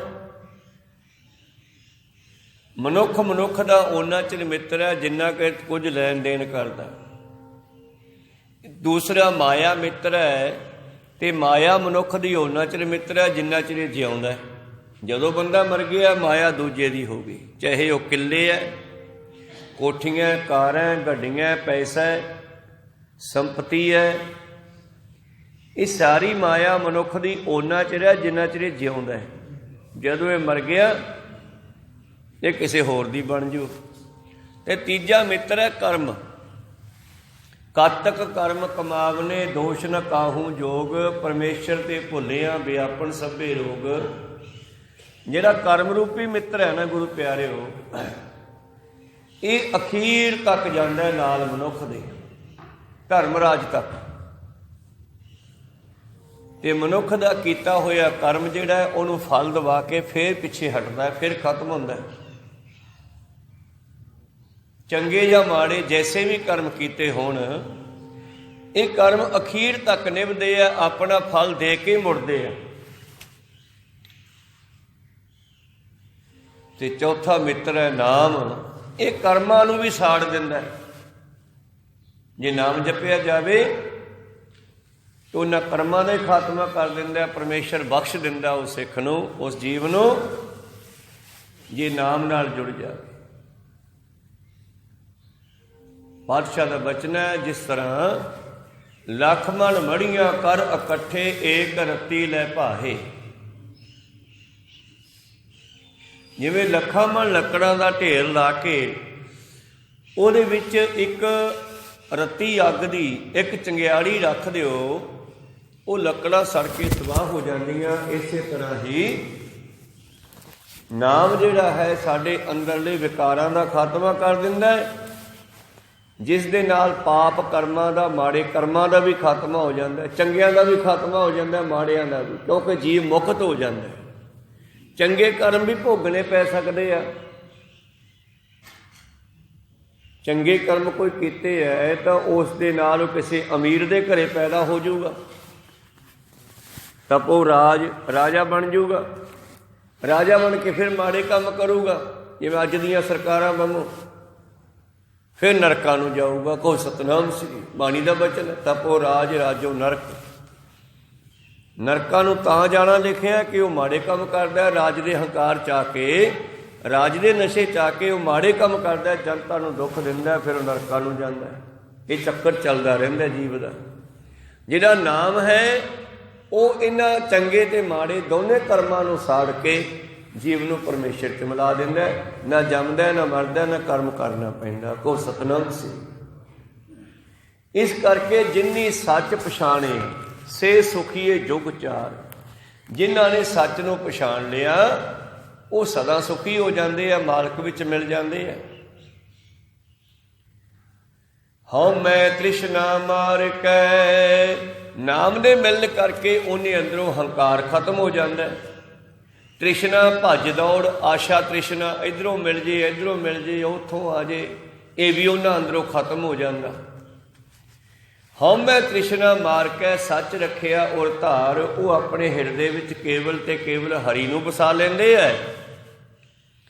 ਹੰਕਾਰ ਨੂੰ ਖਤਮ ਕਰ ਦਿੰਦੇ ਆ, ਤ੍ਰਿਸ਼ਨਾ ਵੀ ਖਤਮ ਕਰ ਲੈਂਦੇ ਆ, ਉਹਦੇ ਭਾਣੇ ਵਿੱਚ ਆ ਜਾਂਦੇ ਆ। ਭੱਜ ਦੌੜ ਵੀ ਛੱਡ ਦਿੰਦੇ ਆ, ਉਹਦੇ ਭਾਣੇ 'ਚ ਆ ਜਾਂਦੇ ਆ। ਜਿਸ ਤਰ੍ਹਾਂ ਭਗਤ ਨਾਮਦੇਵ ਜੀ ਦੇ ਘਰ ਨੂੰ ਅੱਗ ਲੱਗ ਗਈ। ਜਦ ਘਰ ਨੂੰ ਅੱਗ ਲੱਗੀ ਤੇ ਆਂਢੀ ਗੁਆਂਢੀ ਅੱਗ ਬੁਝਾਉਣ ਲੱਗੇ ਤੇ ਇੱਕ ਬੰਦਾ ਭਜਾਇਆ ਵੀ ਜਾ ਭੱਜ ਕੇ, ਉਹ ਭਗਤ ਜੀ ਮੰਦਿਰ 'ਚ ਬੈਠੇ ਹੋਣੇ ਆ, ਸਦਕੇ ਲਿਆ, ਅੱਗ ਲੱਗ ਗਈ ਘਰ ਨੂੰ। ਉਹ ਬੰਦਾ ਸੱਦਣ ਗਿਆ, ਬੜਾ ਕਾਹਲੀ ਸੀ, ਭੱਜਿਆ ਭੱਜਿਆ ਜਾ ਰਿਹਾ, ਮਹਾਰਾਜ ਮਹਾਰਾਜ। ਨਾਮਦੇਵ ਜੀ ਕਹਿੰਦੇ ਕੀ ਹੋ ਗਿਆ? ਮਹਾਰਾਜ ਤੁਹਾਡੇ ਘਰ ਨੂੰ ਅੱਗ ਲੱਗ ਗਈ, ਘਰੇ ਚੱਲੋ, ਸ਼ਹੀਦ ਨੇ। ਭਗਤ ਜੀ ਉੱਠਣ ਸਾਰ ਭੱਜੇ ਨਹੀਂ ਗਏ, ਆਰਾਮ ਨਾਲ ਉੱਠੇ, ਤੰਬੂਰਾ ਰੱਖਿਆ, ਜੋ ਸਾਜ਼ ਵਜਾਇਆ ਕਰਦੇ ਸੀਗੇ, ਮੋਢੇ ਤੇ ਲਾ ਕੇ ਭਜਨ ਕਰਦੇ ਸੀ, ਉਹ ਰੱਖਿਆ ਤੇ ਉੱਠ ਕੇ ਨਾਲ ਤੁਰ ਪਏ। ਜਿਹੜਾ ਸੱਦਣ ਗਿਆ ਉਹ ਬੜੇ ਕਾਹਲੀ 'ਚ, ਛੇਤੀ ਚਲੋ ਜੀ, ਭੱਜ ਕੇ ਚਲੋ, ਅੱਗ ਲੱਗ ਗਈ। ਭਗਤ ਜੀ ਨਾ ਬੋਲੇ। ਅਖੀਰ ਗੁਰੂ ਪਿਆਰਿਓ ਉਹ ਕਹਿਣ ਲੱਗਿਆ, ਮਹਾਰਾਜ ਘਰੇ ਅੱਗ ਲੱਗੀ ਪਈ ਆ, ਤੁਸੀਂ ਇੰਨਾ ਹੌਲੀ ਚੱਲਦੇ ਆ। ਭੱਜ ਕੇ ਚੱਲੋ। ਭਗਤ ਨਾਮਦੇਵ ਜੀ ਕਹਿੰਦੇ ਮੈਂ ਤਾਂ ਸਹਿਜ ਅਵਸਥਾ ਮਸਾਂ ਲੱਭੀ ਹੈ, ਮੱਚਦਾ ਤਾਂ ਮੱਚੇ, ਮੈਂ ਤਾਂ ਹੀ ਜਾਊਂਗਾ। ਕੋ ਸਤਨਾਮ ਸਹਿਜ ਅਵਸਥਾ। ਸਹਿਜ ਅਵਸਥਾ ਜਿਨ੍ਹਾਂ ਲੱਧੀ ਰੱਬ ਤਿੰਨਾਂ ਦੀ ਬੁੱਕਲ ਹੈ। ਜੰਗਲ ਵੇਲੇ ਦੇ ਵਿੱਚ ਜਾਣਾ ਵਾਧੂ ਕੰਮ ਸ਼ੁਦਾ ਦਾ ਹੈ। ਸ਼ੁਦਾ ਭਾਵ ਸ਼ੁਦਾਈ ਕਮਲਿਆਂ ਦਾ। ਤਾਂ ਮੇਰੇ ਪ੍ਰੀਤਮ ਜੀ ਕਹਿੰਦੇ ਅਸਲ ਦੇ ਵਿੱਚ ਜਿਨ੍ਹਾਂ ਨੇ ਸੱਚ ਨੂੰ ਪਛਾਣ ਲਿਆ ਉਹ ਭਟਕਣਾ ਵਿੱਚ ਨਹੀਂ ਜਾਂਦੇ। ਸੇ ਸੁਖੀਏ ਜੁਗ ਚਾਰ, ਉਹਨਾਂ ਦੇ ਅੰਦਰੋਂ ਹੰਕਾਰ ਤ੍ਰਿਸ਼ਨਾ ਆਦਿ ਸਭ ਖਤਮ ਹੋ ਜਾਂਦਾ ਹੈ। ਹਉਮੈ ਤ੍ਰਿਸ਼ਨਾ ਮਾਰ ਕੇ ਸੱਚ ਰੱਖਿਆ ਉਰ ਧਾਰ, ਉਹ ਹਮੇਸ਼ਾ ਸੱਚ ਬੋਲਦੇ ਹਨ, ਹਿਰਦੇ ਵਿੱਚ ਸੱਚ ਵਸਾ ਲੈਂਦੇ ਹਨ। ਜਗ ਮਹਿ ਲਾਹਾ ਏਕ ਨਾਮ, ਉਹ ਸੰਸਾਰ ਵਿੱਚੋਂ ਨਾਮ ਨੂੰ ਹੀ ਰਿਸ਼ਤੇਦਾਰ ਬਣਾਉਂਦੇ ਹੈ। ਪਰਮੇਸ਼ਰ ਦੇ ਨਾਮ ਨਾਲ ਜੁੜਦੇ ਨੇ, ਪਰਮੇਸ਼ਰ ਨਾਲ ਸੰਬੰਧ ਬਣਾਉਂਦੇ ਆ, ਨਾਮ ਨਾਲ ਸੰਬੰਧ ਬਣਾਉਂਦੇ ਨੇ। ਜਗ ਮੈਂ ਲਾਹਾ ਏਕ ਨਾਮ ਪਾਈਐ ਗੁਰ ਵਿਚਾਰ, ਤੇ ਇਹ ਨਾਮ ਦੇ ਨਾਲ ਸੰਬੰਧ ਜਿਹੜਾ ਬਣਦਾ ਇਹ ਗੁਰੂ ਵਿਚੋਲੇ ਦੀ ਕਿਰਪਾ ਨਾਲ ਬਣਦਾ। ਜੇ ਰਿਸ਼ਤੇਦਾਰੀ ਬਣਾਉਣੇ ਆ, ਬੱਚਾ ਬੱਚੀ ਵਿਆਹੁਣੇ ਆ, ਤਾਂ ਉਦੋਂ ਵਿਚੋਲੇ ਰਾਹੀਂ ਬਣਾਉਣੇ ਆ ਸੰਬੰਧ। ਇਸੇ ਤਰ੍ਹਾਂ ਹੀ ਇਹ ਜੀਵ ਆਤਮਾ ਜਿਹੜੀ ਜੁਗਾਂ ਜੁਗਾਂਤਰਾਂ ਤੋਂ ਵਿਛੜੀ ਹੋਈ ਆ ਪਰਮੇਸ਼ਰ ਨਾਲੋਂ, ਇਹ ਪਰਮੇਸ਼ਰ ਨੇ ਨਾਲ ਦੁਬਾਰਾ ਕਿਵੇਂ ਮਿਲੂਗੀ? ਗੁਰੂ ਦੀ ਕਿਰਪਾ ਨਾਲ। ਪਾਈਐ ਗੁਰ ਵਿਚਾਰ, ਗੁਰੂ ਹੀ ਗਿਆਨ ਕਰਾਉਂਦਾ ਹੈ ਕਿ ਤੇਰਾ ਮਾਲਕ ਦੇ ਨਾਲ ਕਿਵੇਂ ਸੰਬੰਧ ਬਣ ਸਕਦਾ ਹੈ, ਕਿਵੇਂ ਤੇਰਾ ਉਹਦੇ ਨਾਲ ਰਿਸ਼ਤੇਦਾਰੀ ਪੈ ਸਕਦੀ ਹੈ। ਸਾਕ ਇਹ ਗੁਰੂ ਹੀ ਬਣਾਵੇਗਾ। ਫਿਰ ਕੀ ਕਰਨਾ ਹੈ ਸਿੱਖਾ ਤੂੰ? ਜਦ ਤੇਰਾ ਨਾਮ ਨਾਲ ਸੰਬੰਧ ਬਣ ਗਿਆ, ਜਦ ਤੂੰ ਨਾਮ ਨਾਲ ਜੁੜ ਗਿਆ, ਫਿਰ ਕੀ ਕਰਨਾ ਹੈ? ਸਾਚੋ ਵਖਰ ਲਾਦੀ ਹੈ, ਫਿਰ ਸੱਚ ਦਾ ਸੌਦਾ ਇਕੱਠਾ ਕਰਨਾ। ਜਦ ਰਿਸ਼ਤੇਦਾਰੀ ਬਣ ਗਈ ਨਾਮ ਨਾਲ, ਫਿਰ ਨਾਮ ਨੂੰ ਇਕੱਠਾ ਕਰਨਾ ਜਪ ਜਪ ਕੇ। ਸਾਚੋ ਵਖਰ, ਵਖਰ ਹੁੰਦਾ ਵਪਾਰ। ਵੰਡ ਕਰੋ ਵਣਜਾਰਿਓ, ਵਖਰ ਲੈਹੋ ਸੰਭਾਲ। ਸੌਦਾ ਆਪਾਂ ਸਾਰੇ ਵਣਜਾਰੇ ਹਾਂ, ਤੇ ਇੱਥੇ ਸੌਦਾ ਕਰਨ ਆਏ ਹਾਂ। ਤੇ ਉਹ ਸੌਦਾ ਕਿਹੜਾ ਕਰਨਾ ਹੈ? ਵਾਹ ਗੁਰੂ, ਵਾਹ ਗੁਰੂ, ਵਾਹ ਗੁਰੂ, ਵਾਹ ਗੁਰੂ। ਨਾਮ ਜਪਣ ਦਾ ਸੌਦਾ। ਜਿਸ ਤਰ੍ਹਾਂ ਮਨੁੱਖ ਮਾਇਆ ਇਕੱਠੀ ਕਰਦਾ, ਇਸੇ ਤਰ੍ਹਾਂ ਨਾਮ ਵੀ ਇਕੱਠਾ ਕਰਨਾ ਚਾਹੀਦਾ। ਪਰ ਨਾਮ ਨੂੰ ਤਰਜੀਹ ਨਹੀਂ ਦਿੰਦਾ। ਸਭ ਕੁਛ ਹੀ ਆਪਣਾ, ਇੱਕ ਰਾਮ ਪਰਾਇਆ। ਪਰਮੇਸ਼ਰ ਦੇ ਨਾਮ ਨੂੰ ਬਗਾਨਾ ਸਮਝਿਆ, ਸਾਰੇ ਸਮਾਨ ਨੂੰ ਆਪਦਾ ਸਮਝਿਆ। ਪਰ ਜਦ ਮੌਤ ਆਉਂਦੀ ਹੈ, ਨਾਮ ਨੂੰ ਆਪਦਾ ਬਣਾਇਆ ਨਹੀਂ, ਜਿਹਨੂੰ ਆਪਦਾ ਬਣਾਇਆ ਸੀ ਉਹ ਨਾਲ ਗਿਆ ਨਹੀਂ ਗਾ। ਫਿਰ ਕੀ ਹੁੰਦਾ? ਹਾ ਦੋਏ ਭਰਮ ਭੁਲਾਣੀਆਂ, ਦੂਜੈ ਲੱਗਾ ਹੇਤ। ਲੱਖ ਸ਼ਿੰਗਾਰ ਬਣਾਇਆ, ਕਾਰਜ ਨਾਹੀ ਕੇਤ। ਜਿਤ ਦਿਨ ਦੇ ਬਿਨ ਸਸੀ, ਤਿਤ ਵੇਲੇ ਕਹਿਸਨ ਪ੍ਰੇਤ। ਪਕੜ ਚਲਾਇਨ ਦੂਤ ਜਮ, ਕਿਸੇ ਨ ਦੇਣੀ ਭੇਤ। ਛੱਡ ਖੜੋਤੇ ਖਿਨੈ ਮਾਹੇ, ਜਿਨਸਿਓ ਲੱਗਾ ਹੇਤ। ਹੱਥ ਮਰੋੜੈ ਤਨ ਕਪੈ, ਸਿਆਹੋ ਹੋਆ ਸੇਤ। ਹੁਣ ਜਿਨ੍ਹਾਂ ਨਾਲ ਸੰਬੰਧ ਬਣਾਏ ਸੀਗੇ ਉਹ ਸਾਰੇ ਪਰੇ ਹੋ ਗਏ, ਤੇ ਜਿਹਦੇ ਨਾਲ ਬਣਾਉਣਾ ਸੀ ਉਹ ਬਣਾਇਆ ਨਹੀਂਗਾ, ਜਿਹਨੇ ਨਾਲ ਜਾਣਾ ਸੀਗਾ। ਇਸ ਕਰਕੇ ਫਿਰ ਬੰਦਾ ਪਛਤਾਉਂਦਾ ਹੈ, ਹੱਥ ਮਰੋੜਦੇ ਹੈ। ਜਿਹਨੂੰ ਕਹਿੰਦੇ ਘੁੰਡ ਮੁੜ ਗਏ, ਇਹਦੇ ਘੁੰਡ ਮੁੜ ਜਾਂਦੇ ਹੈ, ਅੱਖਾਂ ਚੜ੍ਹ ਜਾਂਦੀਆਂ। ਪਛਤਾਉਂਦਾ ਹੈ ਉਸ ਵੇਲੇ ਜੀਵ ਆਤਮਾ ਸਾਡਾ, ਬਈ ਮੈਂ ਕਿਉਂ ਨਾ ਨਾਮ ਦੇ ਨਾਲ ਸੰਬੰਧ ਬਣਾਇਆ, ਮੈਂ ਇਤਨਾ ਜੀਵਨ ਨਾਮ ਤੋਂ ਬਗੈਰ ਕੱਢਿਆ। ਤੇ ਜਿਨ੍ਹਾਂ ਨਾਲ ਸੰਬੰਧ ਬਣਾਇਆ ਉਹ ਹੁਣ ਮੇਰੇ ਨਾਲ ਨਹੀਂ ਜਾਂਦੇ। ਤਾਂ ਤੇ ਨਦਰ ਕਰੇ ਸੱਚ ਪਾਈਐ, ਬਿਨ ਨਾਵੈ ਕਿਆ ਸਾਕ। ਨਾਮ ਤੋਂ ਬਗੈਰ ਕਾਹਦੀਆਂ ਰਿਸ਼ਤੇਦਾਰੀਆਂ? ਪਾਤਸ਼ਾਹ ਤਾਂ ਕਹਿੰਦੇ ਉਹਨਾਂ ਲੋਕਾਂ ਦੇ ਨਾਲ ਵੀ ਸੰਬੰਧ ਨਾ ਬਣਾਓ ਜਿਹੜੇ ਨਾਮ ਨਾਲ ਨਹੀਂ ਜੁੜਦੇ। ਤਾਂ ਗੁਰੂ ਕਿਰਪਾ ਕਰਨ, ਸਹੀ ਪਿਆਰਿਆਂ ਮੇਲ ਜਿਨ੍ਹਾਂ ਮਿਲਿਆ ਤੇਰਾ ਨਾਮ ਚਿੱਤੇ ਆਵੇ। ਸਾਨੂੰ ਇਹੋ ਜਿਹੇ ਮਨੁੱਖਾਂ ਦਾ ਨਾ ਮਿਲਾਪ ਕਰਾਵੀਂ ਜਿਨ੍ਹਾਂ ਨੇ ਮਿਲਿਆ ਤੇਰੀ ਯਾਦ ਆਵੇ। ਅੱਗੇ ਪ੍ਰੀਤਮ ਲਿਖਦੇ ਹਨ, ਸਾਚੋ ਵਖਰ ਲਾਡੀ ਹੈ, ਲਾਭ ਸਦਾ ਸਚ ਰਾਸ ਆਓ। ਗੁਰੂ ਕਿਰਪਾ ਕਰੇ ਤੁਹਾਨੂੰ ਨਾਮ ਦੀ ਦਾਤ ਮਿਲੇ, ਤੇ ਫਿਰ ਇਸ ਸੌਦੇ ਨੂੰ ਇਕੱਠਾ ਕਰੋ। ਕੱਲ੍ਹ ਨੂੰ ਤੁਰਨ ਲੱਗਿਆ फिर ये सौदा अपनी सुरत विच लैके चलो। सौदा ये बहुत सूखम सौदा है।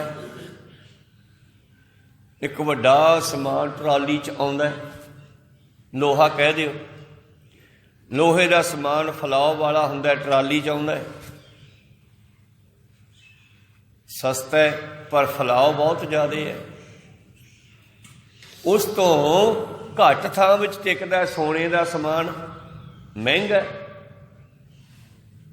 थोड़े जे डब्बे विच पा के असीं नाल ले जा सकते हैं, किते भी हत्थ च फड़ के झोले च पा के, और उस तो भी महंगा ते थोड़े जे थां च टिकदा है। हीरा निक्की जी डब्बी च पा लो, उंगल दे विच पा लो, शाम दे विच पा के, कीमत बहुत ज़्यादा है पर थां बहुत थोड़ा रोकिया उसने,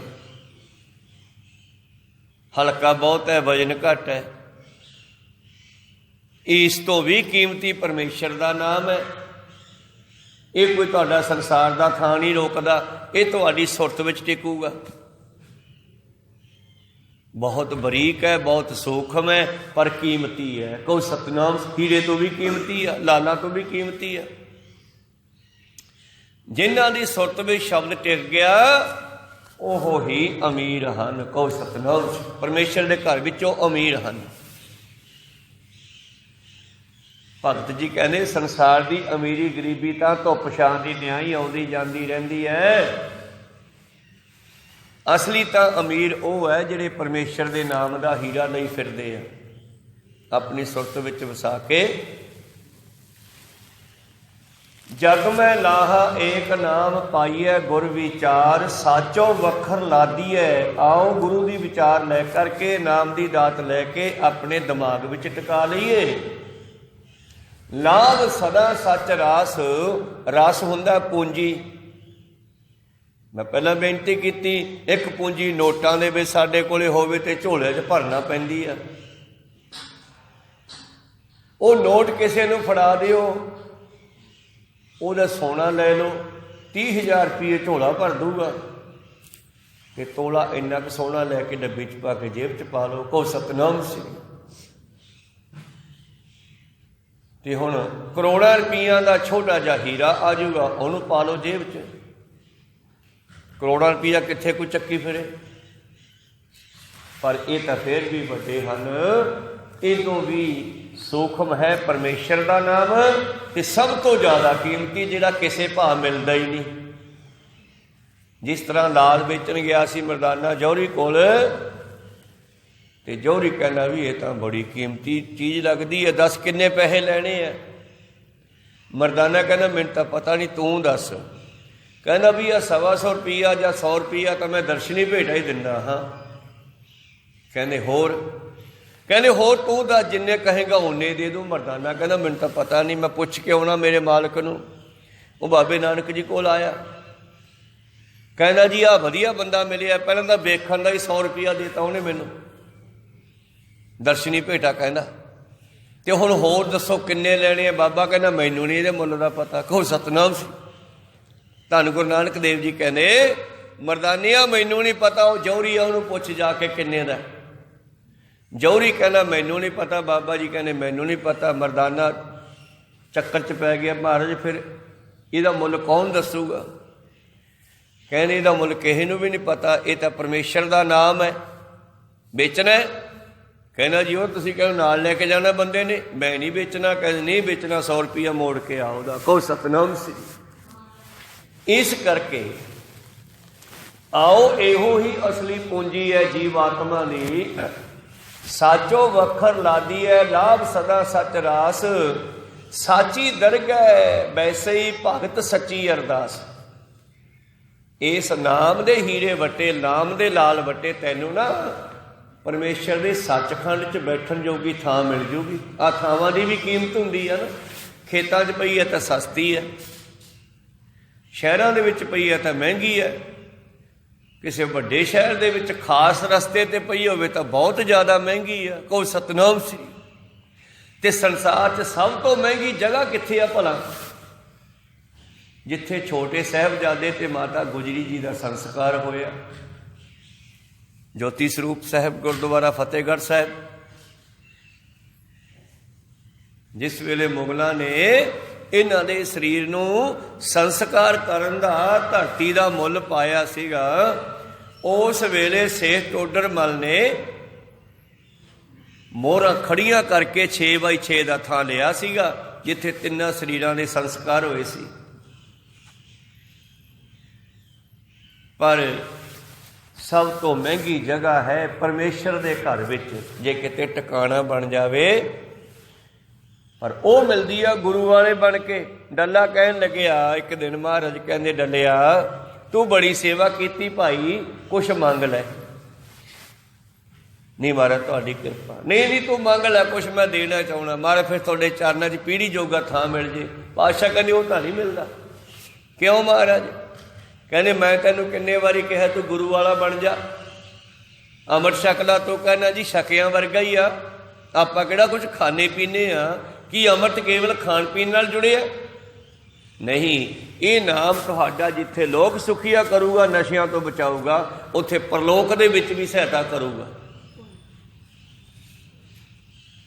ਜਦ ਡੱਲੇ ਨੂੰ ਜਵਾਬ ਦੇਤਾ, ਫਿਰ ਕਹਿੰਦਾ ਜੀ ਮੈਂ ਛਕ ਲੈਣਾ। ਫਿਰ ਉਹ ਗੁਰੂ ਵਾਲਾ ਬਣਿਆ ਪਰਿਵਾਰ ਸਮੇਤ। ਇਸ ਕਰਕੇ ਤੈਨੂੰ ਪਰਮੇਸ਼ਰ ਦੀ ਦਰਗਾਹ ਵਿੱਚ ਬੈਠਣ ਨੂੰ ਥਾਂ ਮਿਲ ਜੂਗਾ। ਇੰਨਾ ਕੀਮਤੀ ਇਹ ਨਾਮ ਦਾ ਲਾਲ ਹੈ, ਇਹਦੇ ਵੱਟੇ ਮਿਲੂਗਾ। ਸਾਚੀ ਦਰਗਹਿ ਬੈਸਈ ਭਗਤ ਸੱਚੀ ਅਰਦਾਸ। ਇਹ ਮੇਰੀ ਭਗਤਾਂ ਵਾਸਤੇ ਸਹੀ ਅਰਦਾਸ ਬੇਨਤੀ ਹੈ, ਜਿਨ੍ਹਾਂ ਨੇ ਮਾਤ ਲੋਕ ਦੇ ਵਿੱਚ ਰਹਿੰਦੇ ਹੋਏ ਗੁਰੂ ਵਾਲੇ ਬਣ ਕੇ ਪਰਮੇਸ਼ਰ ਦਾ ਨਾਮ ਜਪਿਆ। ਕਹਿਣ ਲੱਗੇ ਉਹ ਫਿਰ ਪਰਮੇਸ਼ਰ ਦੇ ਦਰ ਤੇ ਪ੍ਰਵਾਨ ਹੋ ਗਏ, ਪਰਮੇਸ਼ਰ ਦੀ ਭਗਤੀ ਕਰਦੇ ਆ। ਸੱਚੀ ਅਰਦਾਸ ਭਾਵ ਹਿਰਦੇ ਵਿੱਚੋਂ ਬੇਨਤੀਆਂ ਕਰਦੇ ਆ, ਝੂਠ ਨਹੀਂ ਬੋਲਦੇ। ਉਹ ਸੱਚੇ ਪਾਤਸ਼ਾਹ ਦਰਗਾਹ ਵਿੱਚ ਨਿਆਏ ਸਭਾ ਵਿੱਚ ਸਤਿਕਾਰ ਪਾਉਂਦੇ ਆ। ਧਰਮਰਾਜ ਵੀ ਉਹਨਾਂ ਦਾ ਸਤਿਕਾਰ ਕਰਦਾ ਹੈ। ਰੇ ਰੇ ਦਰਗਹਿ ਕਹੈ ਨ ਕੋ, ਆਓ ਬੈਠ ਆਦਰ ਸੁਖ ਦੇਉ। ਧਰਮਰਾਜ ਵੀ ਕਹਿੰਦਾ ਆਓ ਮਹਾਰਾਜ ਬੈਠੋ, ਬੜੀ ਕਿਰਪਾ ਕੀਤੀ, ਚਰਨ ਪਾ ਕੇ ਗ੍ਰਹਿ ਪਵਿੱਤਰ ਕੀਤਾ। ਉਹਨਾਂ ਨੂੰ ਸਤਿਕਾਰ ਮਿਲਦਾ ਹੈ। ਹੱਥ ਸਿਓ ਲੇਖਾ ਨਿਬੜੈ, ਉਹਨਾਂ ਦੀ ਇੱਜ਼ਤ ਰਹਿੰਦੀ ਆ। ਧਰਮਰਾਜ ਦਾ ਕਾਗਜ਼ ਫਾੜੇ, ਧਰਮਰਾਜ ਹਿਸਾਬ ਹੀ ਨਹੀਂ ਕਰਦਾ, ਕਹਿੰਦਾ ਲੰਘ ਜਾਣ ਦਿਓ, ਇਹ ਬਾਬੇ ਨਾਨਕ ਦਾ ਸਿੱਖ ਲੱਗਦਾ ਮੈਨੂੰ, ਕਹੋ ਸਤਨਾਮ ਸ੍ਰੀ। ਇਹ ਭਗਤੀ ਕਰਨ ਵਾਲਾ ਪਰਮੇਸ਼ਰ ਦਾ ਪਿਆਰਾ ਹੈ। ਧਰਮਰਾਜ ਵੀ ਹੱਥ ਬੰਨ੍ਹ ਕਹਿੰਦਾ ਜੀ ਲੰਘ ਜਾਓ। ਪਤ ਸਿਓ ਲੇਖਾ ਨਿਬੜੈ, ਉਹਨਾਂ ਦਾ ਹਿਸਾਬ ਕਿਤਾਬ ਹੀ ਨਹੀਂ ਹੁੰਦਾ। ਲੇਖਾ ਕਤੈ ਨਾ ਛੁਟੀਐ, ਛਿਨ ਛਿਨ ਭੁੱਲਣ ਹਾਰ। ਇੱਕ ਸਿੱਖ ਬੇਨਤੀ ਏਦਾਂ ਕਰੇ, ਮਹਾਰਾਜ ਹਿਸਾਬ ਕਿਤਾਬ ਨਾ ਕਰੀ। ਜੇ ਹਿਸਾਬ ਕਿਤਾਬ ਕਰੇਗਾ ਤਾਂ ਮੈਂ ਛੁੱਟ ਹੀ ਨਹੀਂ ਸਕਦਾ। ਪਤਾ ਨਹੀਂ ਮੈਂ ਹਰ ਪਲ ਵਿੱਚ, ਹਰ ਛਿਨ ਵਿੱਚ ਕਿੰਨੀਆਂ ਗਲਤੀਆਂ ਕਰਦਾ। ਕਹੋ ਸਤਨਾਮ ਸ੍ਰੀ, ਮੈਂ ਭੁੱਲਣਹਾਰ ਹਾਂ। ਲੇਖਾ ਕਤੈ ਨਾ ਛੁਟੀਐ, ਛਿਨ ਛਿਨ ਭੁੱਲਣਹਾਰ। ਬਖਸ਼ਣਹਾਰ ਬਖਸ਼ ਲੈ, ਨਾਨਕ ਪਾਰ ਉਤਾਰ। ਬਸ ਆਪੇ ਬਖਸ਼ ਦੇ। ਫਿਰ ਉਹ ਬਖਸ਼ ਦਿੰਦਾ ਹੈ ਜੇ ਕੋਈ ਨਾਮ ਨਾਲ ਜੁੜਿਆ ਹੋਵੇ। ਆਖਰੀ ਪੰਕਤੀ ਵਿੱਚ ਬਾਬਾ ਜੀ ਕਹਿੰਦੇ, ਪਤ ਸਿਓ ਲੇਖਾ ਨਿਬੜੈ, ਰਾਮ ਨਾਮ ਪ੍ਰਗਾਸ। ਜਿਨ੍ਹਾਂ ਦੇ ਕੋਲ ਰਾਮ ਦੇ ਨਾਮ ਦਾ ਹੀਰਾ ਹੈ, ਉਹ ਇੱਜ਼ਤ ਨਾਲ ਆਪਦੇ ਘਰ ਜਾਂਦੇ ਆ। ਉਹਨਾਂ ਨੂੰ ਰੇ ਰੇ ਦਰਗਹਿ ਕਹੈ ਨ ਕਉ, ਆਓ ਬੈਠ ਆਦਰ ਸੁਖ ਦੇਉ। ਜਿਵੇਂ ਰੱਬ ਦੇ ਪਿਆਰਿਆਂ ਨੂੰ ਸਤਿਕਾਰਯੋਗ ਜੀਵਾਂ ਨੂੰ, ਮਨੁੱਖਾਂ ਨੂੰ ਅਸੀਂ ਸਤਿਕਾਰ ਦਿੰਦੇ ਹਾਂ। ਇਸ ਕਰਕੇ ਇਹ ਸਤਿਕਾਰ ਨਾਮ ਦਾ ਹੈ। ਕਹੋ ਨਾਨਕ ਸਭ ਤੇਰੀ ਵਡਿਆਈ, ਕੋਈ ਨਾਮ ਨਾ ਜਾਣੈ ਮੇਰਾ। ਇਹ ਤੇਰੀ ਵਡਿਆਈ ਹੈ ਮਹਾਰਾਜ, ਮੈਨੂੰ ਕੌਣ ਜਾਣਦਾ? ਇਹ ਤੇਰੇ ਨਾਮ ਦੀ ਮਹਿਮਾ ਹੈ। ਇਸੇ ਕਰਕੇ ਲੋਕ ਨਮਸਕਾਰ ਕਰਦੇ ਆ, ਫਤਿਹ ਬੁਲਾਉਂਦੇ ਆ ਰੱਬ ਦੇ ਪਿਆਰਿਆਂ ਨੂੰ। ਕਿਉਂ ਬੁਲਾਉਂਦੇ ਆ? ਕਿਉਂਕਿ ਉਹ ਨਾਮ ਜਪਦੇ ਆ। ਉਹਨਾਂ ਦਾ ਲਿਬਾਸ ਦੇਖ ਕੇ ਵੀ ਫਤਿਹ ਬੁਲਾ ਦਿੰਦੇ ਆ ਵੀ ਯਾਰੇ ਰੱਬ ਦੇ ਪਿਆਰੇ ਦਾ ਲਿਬਾਸ ਪਾਇਆ ਇਹਨੇ, ਕਹੋ ਸਤਨਾਮ।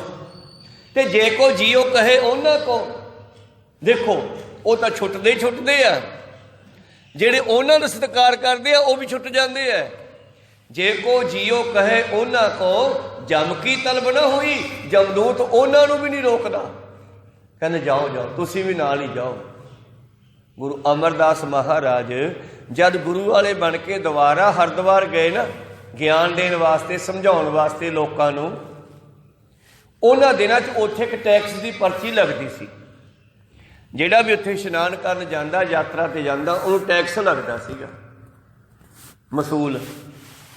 तो गुरु प्यारे हो जो गुरु अमरदास महाराज गए हुण ये सत्कारयोग है, संसार के गुरु है, वो मसूल वालियां ने इन्हां तो टैक्स ना लिया। ते नाल ही जिहड़े मगर संगत जा रही सीगी उन्होंने पूछा भी तुसीं लिओ, असीं जी अमरदास जी दे नाल आ।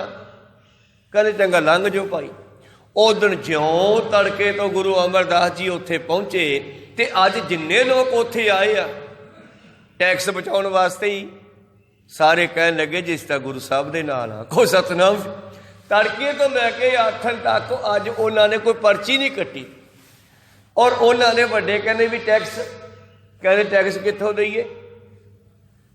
सब भज सतगुर पिछे पई, जिन्हों पुछते हैं उही कहता सी मैं तो अमरदास जी नाल आया। कौ सतनाम सी। बाणी च लिखे ना बचन ये वो यात्रा उन्होंने हरिद्वार की जदों गुरु वाले बन के प्रचार दौरे ते गए। कौ सतनाम सी। भाई हम करे क्या किछ पास मांगे, असी की तो टैक्स लेंगे। सब भज सतगुर पीछे पई, सारी कहन लगे असी तो गुरु साहब दे नाल आ। यही गल इत्थे कहंदे आ, उन्हां नूं सत्कार मिलदा है। परस्यों लेखा निबड़ै राम नाम प्रगास, ऊंचा ऊंचो आखिए कहो न देखिया जाए। परमेश्वर नूं किसी ने देखिया, कहे नाल समझ आई किसी नूं किहो जा, कहंदे बहुत मुश्किल है। सुन वड्डा सुन सुन कही जाने आ, मैं भी कितों सुन के आया तुहानूं सुनाता। जिन्हां तो मैं सुनिया उन्होंने किसी होर तो सुनिया होना, नहीं तो फिर सारिया ने गुरबाणी तो सुनिया, गुरु तो सुनिया। सानू गुरु ने दसिया बहुत वड्डा है, बस सुन सुन के आपां कही जाने आ। केवड़ वड्डा डीठा होए किसी नूं पता किड्डा क वड्डा। सुन वड्डा आखे सब कोई, केवड़ वड्डा डीठा होए। ऊंचा ऊंचो आखी है बड़ा वड्डा है, बड़ा वड्डा है। कहो ना देखिया जाए, कहे नाल नहीं समझ आउंदी। फिर समझ किवें आई बई। जह देखा कह एक तो सतगुर दिया दिखाए, मैनू गुरु ने विखाया। कहते आ है रब, चक्कर चिहने अर पात, चक्कर चिहने अर जात पात, ये सब कुछ वह है नहीं गा। फिर वो रब केड़ा सीगा, वो सी ज्ञान रूपी शब्द रूपी गुरु ग्रंथ साहिब जी महाराज की बाणी। वाहो वाहो बाणी निरंकार है। ज्ञान बहुत परे तो परे है, समझ नहीं आती। मैं छोटी जी गल कर रहा, तुहाडी गड्डी आ, तुसी जा रहे हो, रोज़ वरतदे हो, चाबी लाउने हो, स्टार्ट करते हो, भजाउने हो, पर जे राह खराब हो जाए तुसी कुछ नहीं कर सकते, क्योंकि तुहानू ठीक करने का ज्ञान ही है नहीं। उहदे को सतनाम सी। फिर तुहानू उहदा मिस्त्री सदना पऊगा जिहड़ा उहदा ज्ञान रखदा। एक छोटी जी गल दा सानू ज्ञान नहीं, असी किवें नूं ठीक कर सकते हैं, जान सकते हैं। ये तो बहुत वड्डी गल है। इहदे बारे तो सानू गुरु नूं पुछना ही पैना। कहो सतनाम श्री। जब गुरु दसेगा फिर पता लगू भी परमेश्वर की चीज़ है। वाहो वाहो बाणी निरंकार है। शब्द गुर पीरा गहर गंभीरा, बिन शब्द जन बरान। ते ज्ञान जिहड़ा वो शब्दां विच हुंदा है, इस करके सब तो पहला शब्द पैदा होया सी। शब्द धरती शब्द आकाश, शब्द शब्द भया प्रकाश। सगल समग्री शब्द के पाछे, नानक शब्द घटे घटे अच्छे। शब्द को चीन पाई, शब्द को खोज पाई, शब्द के चानने कुबस्त पाई। शब्द न जाने से अन्य बोले, से किते आए संसार। इस करके जिन्हों ने गुरु तो ज्ञान ले लिया, ये ज्ञान ही परमेश्वर है। ज्ञान ही सुख देने वाला है, अज्ञानता दुख देने वाली है। हनेरे विच रस्सी पई आ, कोई कुली जी तुहाडा पैर टिकिया, हनेरा सी किसी नहीं, स्पर्श होया पैर लगे उत्ते, तुसीं की कहा कोई सप, ते सप कहंदे आ तुहाडा दिल भी धड़किया, पानी पानी हो गया, मुड़का आ गया, भज्जे बैटरी तक मुंडिया लाइट जगा, इत्थे सीख जगा। जब लाइट जगाई सारा मुड़का भी खत्म हो गया, डर भी खत्म हो गया, ते आप भी कहना जा यार वही डर गए, ये तो रस्सी सी तो सतनाम सी। कित्थों पैदा होया डर? अज्ञानता चो, ते ज्ञान ने डर खत्म करता, चानन ने डर खत्म करता, नेरे ने पैदा करता। डरिए जे डर होवे होर, डर डर डरमा मन का सोर, ये साडे मन दे विच डर पैदा हुंदा है। जे डर डरे तो फिर डर लग गए, जिन्ना बंदा डरदा उन्ना ही डराई जाता उन्हें डर। कुत्ते तो डरी जाओ वो डराई जाऊगा, डरा चक लो वो भजूगा, निडर हो जाओ। डरिए जे डर होवे होर, डर डर डरना मन का सोर, डड्डा डरिए जे डर लग गया, निडर होए डर उड़ कर भागे। जे निडर हो जाइए तो डर खंभ ला के उठ जाओ, नाल दी नाल रखो सतनाम सी। डरना भी साडे अंदरों ही पैदा हुंदा, इस करके आखिरी पंक्ति विच बाबा जी कहने, जय देखा तै एक तू सतगुर दिया दिखाए, जोत निरंतर जानिए नानक सहज सुभाए। गुरु तो पता लग्या भी जिहड़ी ओहदी जोत है वो हर थां ते वस रही है। इस करके शब्द की शुरुआत की सी, आपे गुण आपे कथे, आपे सुन विचार, आपे रतन परख तू, आपे मोल अपार, साचो मान हथ तू, आपे देवनहार। इत्थे परमेश्वर नूं भी संबोधन है ते मनुख नूं भी संबोधन है कि तेरे विच ही वो जोत है, वो बाहरों कितों नहीं आउंदा। रब हर जियो तू कत का करतार, ज्यों भावै त्यों रख तू, हर नाम मिले आचार। इसी पवित्र शब्द की विचार। अगला शब्द इसे विषय नाल जुड़िया होया, मनुख ने समझिया नहीं ते समझ आई तो फिर किवें आई। मछली जाल न जानिया सर खारा असगा, बंदा फसिया क्यों? अज्ञानता करके। जिवें मच्छी का सुभाव है भज दौड़ करनी, इधर चट्टिया भज के उधर गई, उधरों चट्टिया इधर आई, भजी फिरदी है पानी च। एक दिन जाके जाली विच जाल सट दिंदा है ते फस जाती है। यही हाल मनुख का है। गुरु फसल तो बचाउंदा है ते मनुख फसदा है। इस शब्द की विचार आपां अगले दवाना भी सरवण करांगे। मच्छी जाल न जानिया सर खारा असगाहा, अत सियानी सोहनी क्यों कीतो वे साहा, कीते कारण पकड़ी काल न टलो सराहा। भाई रे इयों सिर जानो का, ज्यों मच्छी त्यों मानसा, पवे अचिंता जाल। जिवें मच्छी नूं जाल पै गया चाल तक पता नहीं लग्या, आई बंदे नूं जाल पै जाना। ये विचारा अगले दवाना भी सरवण करांगे। बोलदे अनेकां अखर बाद घट हो जाते, सिख संगतां ते सतगुरु बख्शण जोग है, बख्श लेना जी। समाप्ति करिए, बुला फतेह पाओ फतेह। वाहिगुरु जी का खालसा, वाहिगुरु जी की फतेह। वाहिगुरु।